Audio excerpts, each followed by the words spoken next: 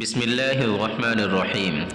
آپ صلی اللہ علیہ وسلم بستر علالت پر۔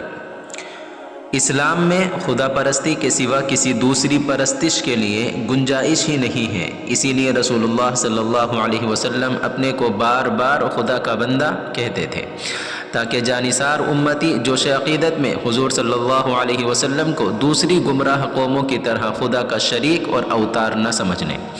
طلب برکت، استغاثہ، فریاد رسی اور استمداد خدا کی ذات ہی کے لیے مخصوص ہیں۔ مصیبتوں کا دور کرنا، غموں کا مٹانا، صحت و عافیت دینا، غرض اس قسم کی تمام صفات اور ان امور کی تکمیل صرف اللہ تعالیٰ کی ذات کو زیبا اور سزاوار ہے۔ اسلام میں قبروں پر جانے کی جو اجازت دی گئی ہے، اس کا یہی فلسفہ اور غرض و غایت ہے کہ جانے والے اہل قبور کے لیے اللہ تعالیٰ سے مغفرت طلب کریں، اور ساتھ ہی درس عبرت بھی لیں کہ یہ جو آج سینکڑوں من مٹی کے نیچے سو رہے ہیں، کل چلتے پھرتے اور کھاتے پیتے تھے، مگر اللہ کا جب حکم آ گیا تو ان کو ایک سانس لینے کے لیے بھی مہلت نہ مل سکی۔ ہمارے ساتھ بھی ایک دن یہی معاملہ ہونے والا ہے۔ دنیا کی زندگی اور مال و دولت کو ٹھہراؤ نہیں، یہ چلتی پھرتی دھوپ چھاؤں کی مانند ہے۔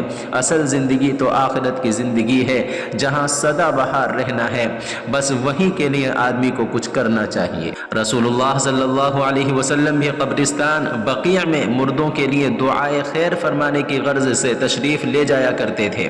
ایک دن حسب معمول بقیع تشریف لے گئے اور وہاں سے واپس ہوئے تو طبیعت بھاری بھاری سی تھی۔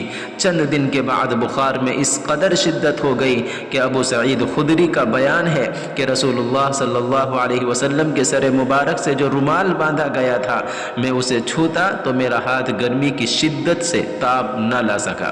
حکم الہی کے سامنے ہر کوئی مجبور ہے۔ نبی، پیغمبر اور ولی بھی مشیت الہی کے آگے دم نہیں مار سکتے، بلکہ وہ تو عوام سے بہت زیادہ خدا کی مرضی کے تابع ہوتے ہیں۔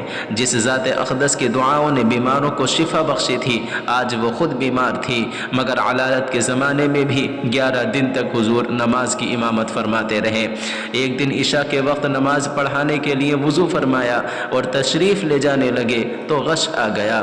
3 بار یہی صورت پیش آئی۔ آخر کار حضور نے ابو بکر رضی اللہ تعالی عنہ کو نماز پڑھانے کے لیے حکم دیا۔ صفیں درست ہوئیں، تکبیر کہی گئی۔ حضرت ابو بکر رضی اللہ تعالی عنہ مصلی پر کھڑے ہو کر کہا اللہ اکبر اور نیت باندھ لی۔ صحابہ کرام آج مقتدی تھے اور صدیق اکبر مقتدا۔